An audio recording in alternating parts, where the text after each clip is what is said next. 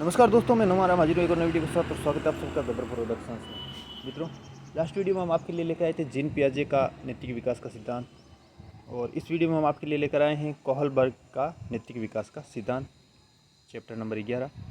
तो अति महत्वपूर्ण है रीड लेवल सेकंड के लिए।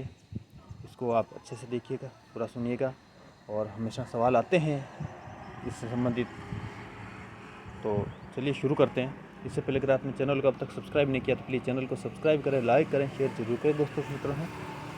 और सब्सक्राइब करने के बाद बेल आइकन जरूर दबाएं ताकि प्रत्येक नोटिफिकेशन आपको तुरंत मिल जाए। कोहलबर्ग का नैतिक विकास का सिद्धांत। लॉरेंस कोहलबर्ग, पूरा नाम है लॉरेंस कोहलबर्ग, ये एक अमेरिकन मनोवैज्ञानिक रहे हैं। 10 से 15 वर्ष के बच्चों से साक्षात्कार से प्राप्त तथ्यों का विश्लेषण करके अपना मत प्रस्तुत किया है। इन्होंने 10 से 15 साल के बच्चों के ऊपर ही ये चीज़ का विश्लेषण किया है। सन 1958 में ये सिद्धांत कोहलबर्ग का आया था, और इनकी ये मेन मुख्य पुस्तकें हैं। कुल 3 पुस्तकें इन्होंने लिखी है। एग्ज़ाम के लिहाज से ये पुस्तकें महत्वपूर्ण हैं, इनको आप याद करिएगा। Meaning and measurement of moral development 1981 में आई है। The philosophy of moral development 1981 में, और the psychology of moral development 1984 में। ये तीनों पुस्तकें आप अच्छे से याद कर लीजिएगा, एग्ज़ाम्स के लिहाज से बहुत ही महत्वपूर्ण है। कई बार पूछ लेते हैं इनसे संबंधित सवाल। कोहलबर्ग ने बच्चों को कई नैतिक दुविधाओं संबंधी लघु कथाएं सुनाई तथा उनसे संबंधित नैतिक समस्याओं से संबंधित प्रश्न भी पूछे। इम्पोर्टेंट है हेंज की दुविधा और कहानी।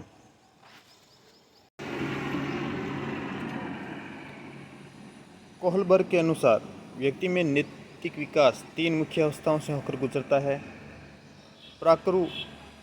प्राक-रूढ़िगत नैतिक तर्कणा, रूढ़िगत नैतिक तर्कणा का स्तर, और उत्तर रूढ़िगत नैतिक तर्कणा का स्तर। ये 3 मुख्य हैं। प्राक-रूढ़िगत नैतिक तर्कणा का स्तर 3 वर्ष से 9 वर्ष तक के लिए इन्होंने माना है। नैतिकता का यह स्तर लगभग 3 वर्ष से 9 वर्ष तक की आयु तक रहता है। इस अवस्था में नैतिकता अन्य लोगों के मानकों से निर्धारित होती है, यानी कि इस उम्र के अंदर बच्चे में सोच समझ नहीं होती है। जो दूसरे कहते हैं वो वही करता है, और जो उसके माता पिता या उसके गार्जियन, जो उसको लाड रखने वाले, उसको पालने वाले जो होते हैं, वो जैसी जैसी उसको शिक्षा देंगे, जैसे जैसे कहेंगे, वो बच्चा वैसा ही करता जाएगा। क्योंकि इस उम्र में उसके अंदर सोच समझ की क्षमता नहीं होती है, वो दूसरों के इशारों पर ही चलता है। समय के आंतरिकरण मानकों से नहीं, समय के आंतरिकरण मानकों से नहीं, यानी कि वो समय सोच समझकर कोई भी फैसला नहीं ले सकता इस उम्र में। इस स्तर पर बालक किसी भी व्यवहार को अच्छा या बुरा उसके भौतिक परिणामों के आधार पर ही मानता है। इस स्तर पर बालकों को समाज की परंपराओं व रूढ़ियों की समझ विकसित नहीं होती है। यही मैंने अभी पहले बोला है कि यह वो स्तर होता है जब उसमें अच्छा या बुरा की सोच समझ नहीं होती है खुद में। उसको जो दूसरा बताता है कि ये अच्छी चीज़ है, ये बुरी चीज़ है, वो उसी के आधार पर निर्णय करता है। यानी कि ये अच्छी चीज़ है, आपको ये नहीं करनी चाहिए, ये बुरी चीज़ है, ये आपको नहीं करनी चाहिए, ये अच्छी चीज़ है, आपको करनी चाहिए। तो उसी के आधार पर वो कार्य करता है। इसलिए इससे पूर्व परंपरागत स्तर भी कहा जाता है। इसके तहत 2 अवस्थाएं हैं। पहली है दंड एवं आज्ञाकारिता उन्मुखता। ये 3 से 4 वर्ष और 5 से 6 वर्ष के बच्चे के लिए मानी गई है। इस अवस्था में बालक अपने से बड़ों के प्रति सम्मान दिखलाता है और उनकी आज्ञाओं का पालन करता है ताकि उसे किसी प्रकार का दंड ना मिले। बी है साधनात्मक या सापेक्षवादी उन्मुखता। यह 5 से 6 वर्ष और 8 से 9 वर्ष के लिए मानी गई है। इस अवस्था में बालकों में पुरस्कार पाने की इच्छा प्रबल होती है। मैं जीतूंगा, मैं आगे आऊँगा, मैं ज़्यादा याद करूँगा, मैं ज़्यादा पढ़ूंगा, यानी कि जीतने की इच्छा प्रबल होती है। इम्पोर्टेंट है अदला बदली का भाव मजबूत होता है। ये आपके लिए महत्वपूर्ण है। अदला बदली का भाव मजबूत होता है किस उम्र में? 5 से 6 वर्ष और 8 से 9 वर्ष के लिए। यानी कि 5-6 से लेकर 8-9 वर्ष की उम्र जो होती है उसमें ये चीज़ महत्वपूर्ण होती है। ये आपको याद रखना है, ये चीज़ इम्पोर्टेंट है। बालक में पारस्परिकता तथा सहभागिता नजर आती है, परंतु वह समय की इच्छाओं की पूर्ति से संबंधित होती है। यानी कि वो इस उम्र में खुद की इच्छाओं की पूर्ति से संबंधित ज़्यादा सोचता है, दूसरों के बारे में ज़्यादा नहीं सोचता। दूसरा है परंपरागत या रूढ़िगत नैतिक तरंगणा का स्तर। नैतिकता के स्तर पर बालक समाज तथा समाज के नियमों, परंपराओं आदि को समझने लगता है तथा इन मानकों को अपने में आंतरिकृत कर लेता है तथा इन्हीं मानकों के अनुसार सही व गलत का निर्णय करता है। इस स्तर की 2 अवस्थाएं निम्न हैं। एक है उत्तम लड़का अच्छी लड़की की उन्मुखता यानी सामाजिक अनुमोदन। यह अवस्था 8 से 9 वर्ष से लेकर लगभग 11-12 वर्ष के दौरान, इस दौरान बच्चों में अधिकतम सामाजिक अनुमोदन पाने का अभिप्रेरण अधिक होता है। इस कारण वे ऐसे कार्य करते हैं जिससे उन्हें अधिकतम प्रशंसा प्राप्त हो। यानी कि वो अपनी तरफ से अच्छा करने का प्रयास करते हैं। वे अपने आप को सामाजिक निर्नुमोदन से दूर रखना चाहते हैं। बी है सामाजिक क्रम संपोषित उन्मुखता, सामाजिक व्यवस्था को बनाए रखने की उन्मुखता। 12 से 13 वर्ष की आयु मानी है इसमें। अब बच्चे समझने लगते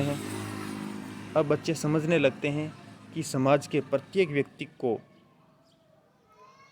इन नैतिक नियमों के अनुसार व्यवहार करना जरूरी है तथा किसी भी परिस्थिति में कोई भी सदस्य इन नियमों को नहीं तोड़ सकता, क्योंकि यह सभी लोगों के लिए एक समान होता है।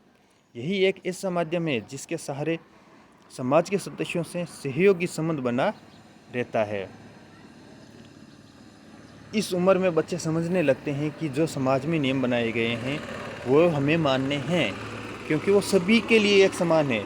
कोई व्यक्ति विशेष उसमें विशेष नहीं है, सारे के सारे उसमें समान रूप से माने गए हैं। तीसरा है उत्तर रूढ़िगत नैतिकता का स्तर या पाश्चात्य परंपरागत नैतिकता का सबसे उत्तम स्तर। इस अवस्था में बच्चों में नैतिक आचरण पूर्णतः आंतरिक नियंत्रण से होता है। व्यक्ति अब समाज की परंपराओं व रूढ़ियों से हटकर किसी भी विषय के बारे में तटस्थ मानवता के आधार पर निर्णय लेता है। वह अब यह समझने लगता है कि सामाजिक परंपराओं तथा नियमों में भी कमियां हो सकती है। इस स्तर की 2 अवस्थाएं मानी है। पहली है सामाजिक अनुबंधन की उन्मुखता। इस अवस्था में व्यक्ति उन नियमों का आदर तथा पालन करते हैं जो प्रजातांत्रिक रूप से उन्हें सही प्रतीत होते हैं। वे यहाँ लोगों के कल्याण तथा बहुसंख्यक के इच्छाओं को तर्कसंगत महत्व देते हैं। दूसरा है सार्वत्रिक या नीतिपरक सिद्धांत उन्मुखता। इसके तहत उच्च नैतिक अवस्था। इस अवस्था में व्यक्ति सार्वभौमिक नियमों के आधार पर अपने आंतरिक मानक बना लेता है, वह उन्हीं के अनुसार व्यवहार करता है। इस अवस्था में समाज सुधारक तथा पुरानी रूढ़ियों का पालन न करने वाले व्यक्तियों को शामिल किया जाता है। नोट, ये महत्वपूर्ण है। बहुत से लोग ऐसे होते हैं जो नैतिक निर्णय के उच्चतम स्तर पर कभी भी नहीं पहुंच पाते हैं। बहुत से ऐसे लोग होते हैं जो नैतिक निर्णय लेने के उच्चतम स्तर पर नहीं पहुंच पाते हैं, ये सत्य है। तो दोस्तों, ये हुआ कोहलबर्ग का नैतिक विकास का सिद्धांत। तो आपको हमारा ये वीडियो पसंद आया तो प्लीज़ चैनल को सब्सक्राइब करें, लाइक करें, शेयर जरूर करें दोस्तों से, मित्रों से। और कोई भी तरह की समस्या हो तो कमेंट करके ज़रूर बताएं, हम आपकी समस्या का सॉल्यूशन करने का प्रयास करेंगे। जल्दी हाजिर होंगे एक और वीडियो के साथ। तब तक के लिए थैंक यू, नमस्कार।